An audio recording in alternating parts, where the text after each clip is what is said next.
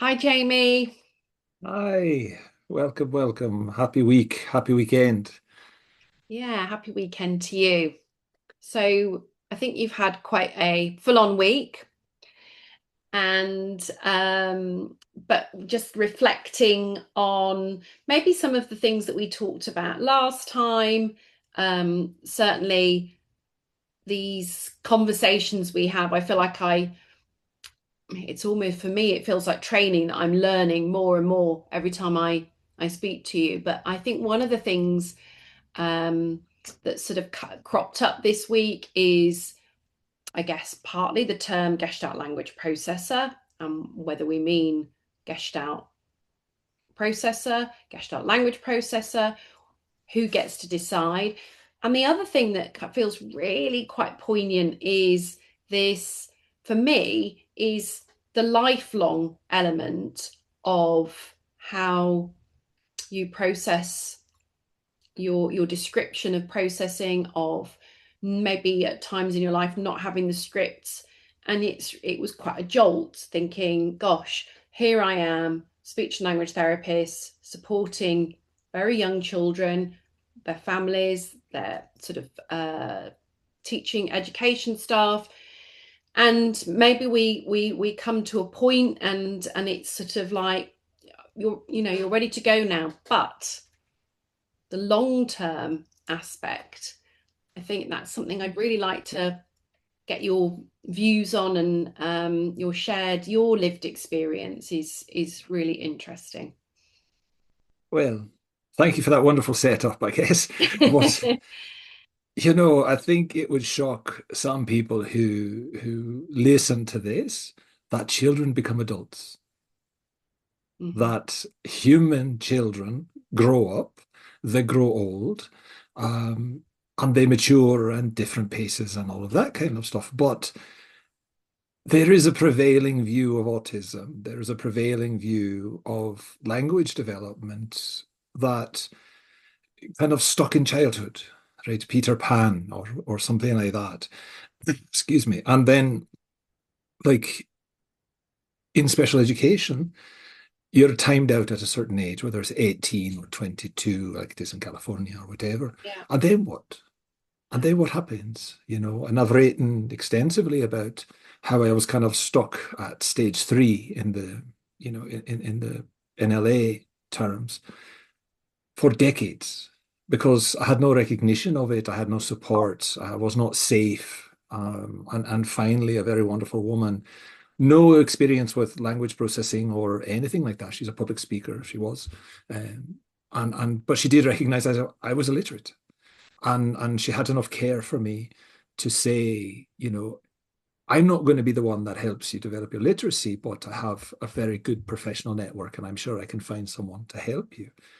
And she found a bunch of people to help me, and I kind of rocketed through the stages into a functional literacy and then into full literacy in several years, and then what? Stage Mm. six. Okay, now what? Right? Others have imagined. I know I read a nice piece from Cher Griffith, who imagines, stages seven, eight, and nine, and is writing towards that. And she herself identifies, as autistic, as a Gestalt processor, and so on. And we go down that road. If I am a Gestalt processor of language, I'm also a Gestalt processor of meaning, and the meaning making that we do in our lives is processed whole to part, Hmm. right? And so everything about my experience of life is whole to part. When when I have kind of a nebulous feeling about something that triggers me or whatever, I feel the totality of it. Hmm. And then I can sit with it and it can mature in that kind of theater of my mind. And then it arrives and I have to get to a keyboard. I Hmm. have to write. And I'm so thankful that I am old at a time when there is tech, because I remember typing on an actual typewriter and I hated it because it was so slow. And as fast as I can make my fingers move, it was just nonsense. It was babble. But now I have a very nice keyboard and a very nice computer, and I can do wonderful things with it. So I'm very happy to be alive at this time, but I'm old. right? And Mm. I think the system does not recognize that we grow up, we fall in love, we want careers, we want, professional validation, we want to do well in that passion of ours, and that sometimes our passions become our professions.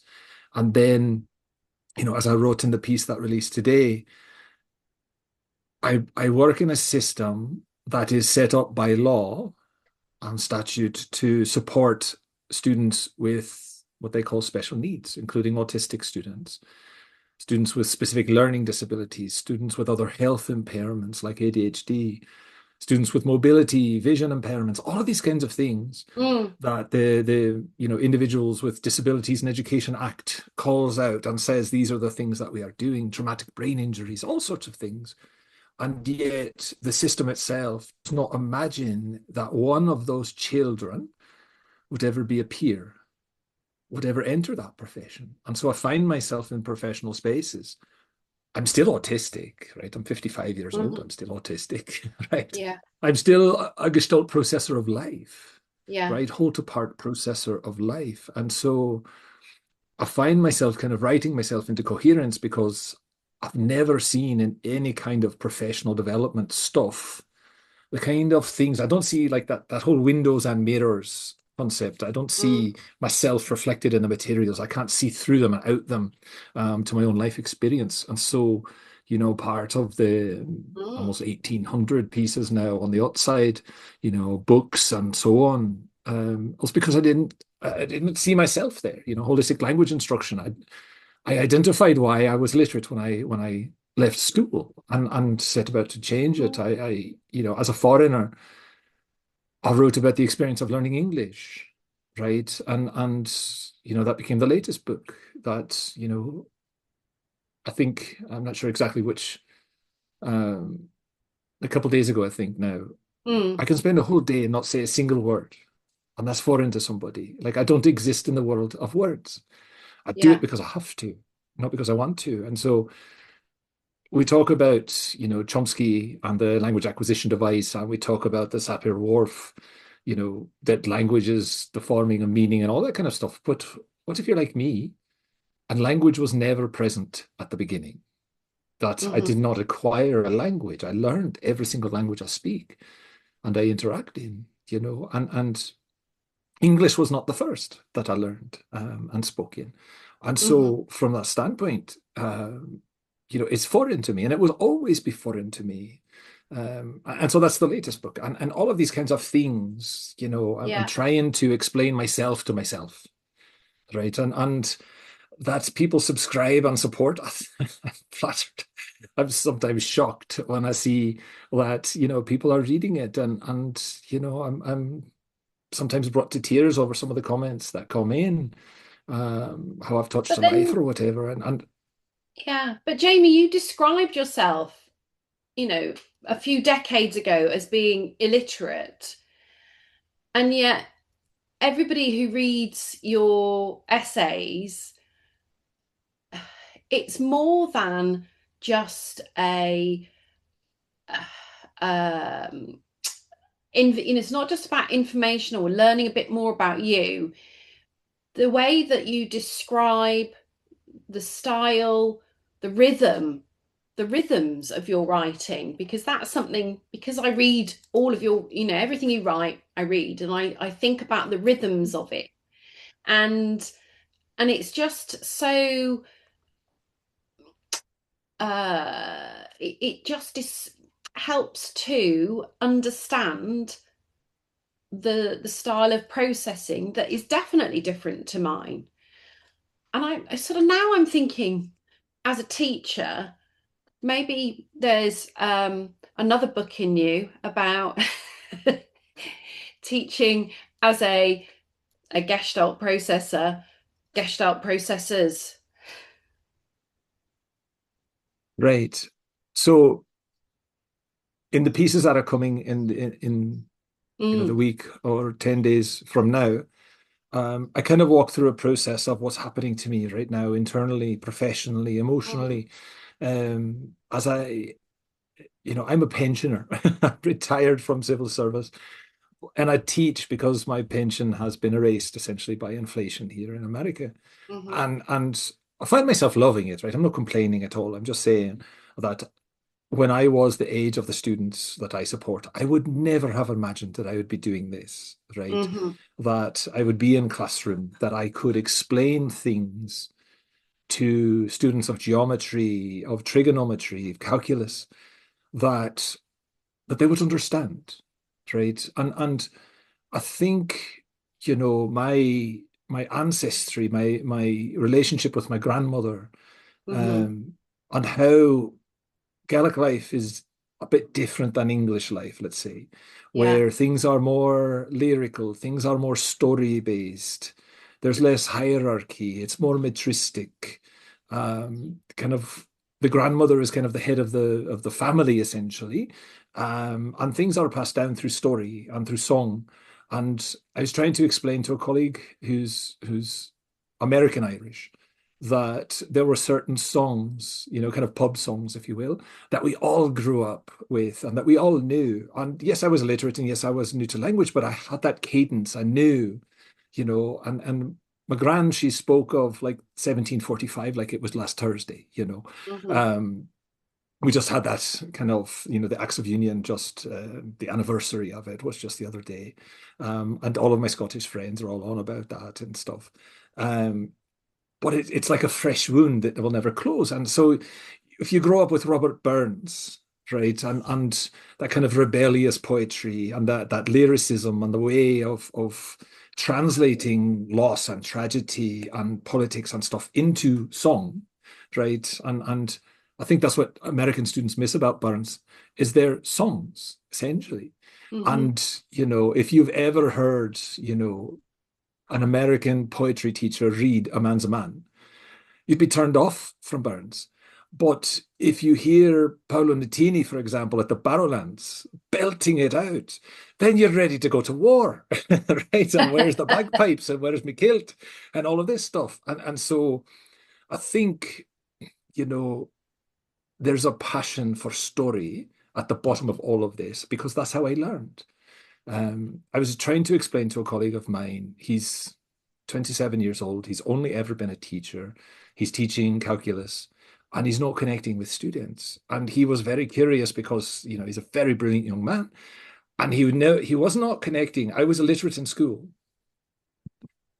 and yet I took and passed calculus and physics. So he's not figuring out how this was. And so I explained to him that my teachers were old when they were teaching. They were veterans of the Cold War. They were veterans of the Vietnam War, of some of Yeah. Korean War. And they were engineers, battlefield engineers. And so they were calculating ballistic trajectories with slide rules in real time because, second place is you're dead. And all of these stories that they wrapped all of this stuff around. My physics teacher was the baseball coach. And so we did like the physics of curveballs and these kinds of things. And it was alive, it was vibrant. It wasn't just some dreary text that is addressing Mm. standards and all of this kind of stuff. And so I found myself like, I still have my slide rule. I still can use it. Last year, I brought it out in trigonometry class to deal with logarithms, and the kids thought it was like some Martian relic or something that fell out of space. They had no idea what it was. And I explained to them that I grew up poor. I grew up, first in care and then poor in a poor family.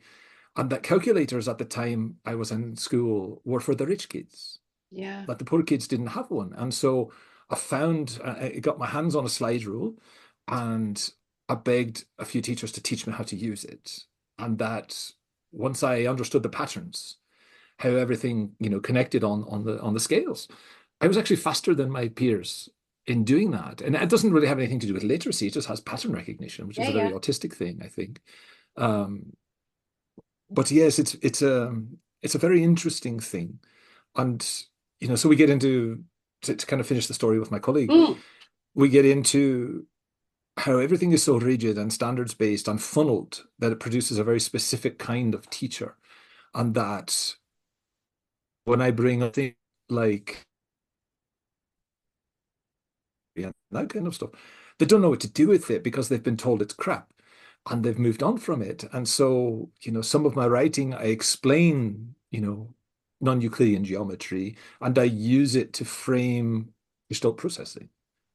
And so a piece that was released just a few days ago, yes, you deal with the three physical dimensions and stuff, Mm, but then, this attunement that we talk about in Gestalt processing is really the fourth dimension. It's the field level that we can feel, mm, I think we conflate a lot of this with autism, but I think they're two kind of distinct things. Autistics can be Gestalt processors, but they also can be analytics. Um, but when we sense a break in the field, we have to be able to describe that somehow scientifically. And so I kind of ascribe that to the fourth dimension. And then I describe kind of meaning time, where we Gestalt processors might not have seen somebody for 20 years, right? And it's like time was never relevant. It's like, it was like yesterday. And time itself is not necessarily important, but meaning is, and mhm. how it's held and carried through and stuff. And it's how kind of my gran seems like she's standing right next to me, even though she's been deceased since the 80s. Um, and that, Euclidean time cannot hold this. It has no answer for this. And yet this is how we experience life. And so it must be documented somehow. Yeah. But when I experience things in delay, it's called defective, right? When I Mm, recognize something after a week of writing it out, it's called confusion, right? When I reorganize reality and use, kind of 100-year-old non-solid, non-Euclidean geometries, they call it fantasy, right? When I try to express joy and how mhm, it reshapes memories and stuff, they call it distortion, right? Mental illness, whatever. But as I'm finding, as I meet more people who are like me, we know better. We've just never been allowed to define it for ourselves mhm. on all these things. So I write. I teach geometry, I teach trigonometry to students, and the curriculum that the school has bought is analytic. It presents sequential parts and expects students to arrive at a whole at some point. And Mm, if they don't, it's no bother. We're just moving on, right? Because punctuality is more important than knowledge. And so about 40% of the classes have Gestalt processors in them. They're just not identified. And so I will present the whole. This is what we're on about. This is the story behind what we're doing in this geometry. mm. Um, and I have the space to do that. I have kind of the age and the credibility to do that. And the students do well when I do that. When I Yeah. move from that whole to part, this is why we're Yeah. doing it. Um, And did you and explain so, that to your colleague? yes, And do you yes. think he got it? He's a brilliant young man, so I know he understood it.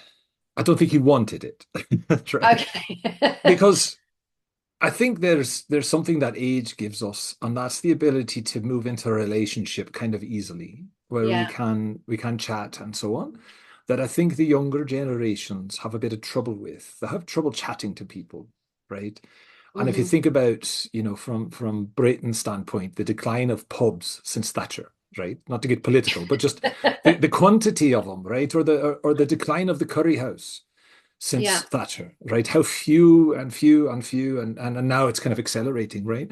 But where is the space that we get together to chat to Mhm. strangers, to mates, Yeah. right? And just have these conversations and where are these spaces where, the politician and the pipe fitter can sit and have a pint and a chat?